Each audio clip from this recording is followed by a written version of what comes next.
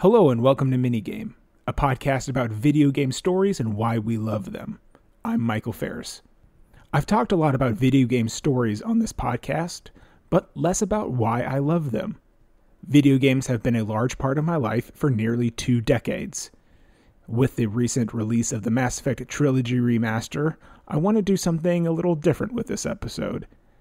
Instead of just talking about the story and characters of Mass Effect, I want to talk about my story with Mass Effect, and how the story and characters can affect the true lives of so many fans. My Mass Effect story started in the summer of 2008. I had just barely graduated high school and found myself mostly adrift in life. Most people I knew were either going to college, working, or hanging out with some of the more popular kids at school.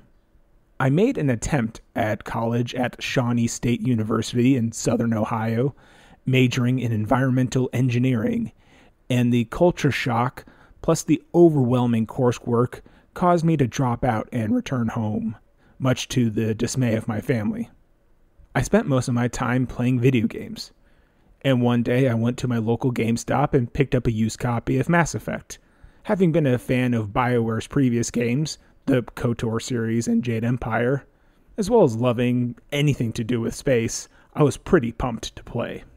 I popped the disc into my Xbox 360, and the Vigil theme starts playing on the start menu. I can't really explain why, but I just started crying. Perhaps it's because the Vigil theme has a mix of both somber and comforting motifs, but it just affected me in ways music in a game never had before.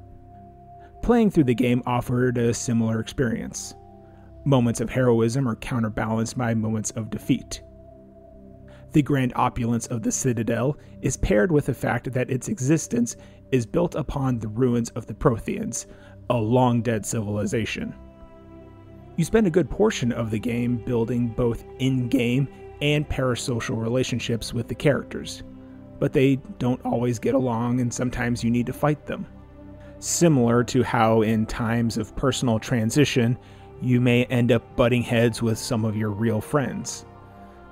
I may be giving the game a little too much credit, but Mass Effect's moments of heroism, in addition to these parasocial relationships that you build with the characters, really helped me pull out of this depressive state I was in at the time. Eventually, I got a job, went to a community college, and improved myself, at least a little bit. Mass Effect 3 had a similar arc for me. I waited outside of Best Buy for the midnight release along with about 50 other fans. We were all pumped and hyped. We talked with each other about our favorite characters, quests, worlds, and what the story meant to us. I walked out with my PC copy and rushed home to install it. When it finished installing, though, I couldn't bring myself to hit the play button. It felt like finishing the game meant saying goodbye forever. Saying goodbye to the worlds and characters that meant so much to me over the course of 2 games, 100+ hours of game time, and about 6 years. And so Mass Effect 3 sat on my shelf until the summer of 2017. In some ways, I was back to where I started. Depressed, living alone, and with the new presidential administration, I was semi-panicking all the time. I needed a comforting antidote. I needed Mass Effect again. And so I started another playthrough of the entire trilogy, including, for the first time, Mass Effect 3. I've talked about on the show about Mass Effect 3's Citadel DLC, and the way I felt about it is a microcosm about how I felt about the whole game.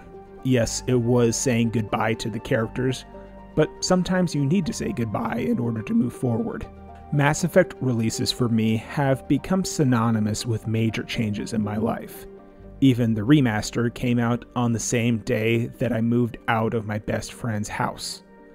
And although I said goodbye to Mass Effect back in 2017, I know that Mass Effect will always be with me.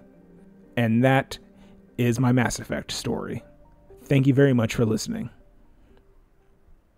This is the first episode in a series in which I explore why certain games affect players in unique ways, and I want to hear from you.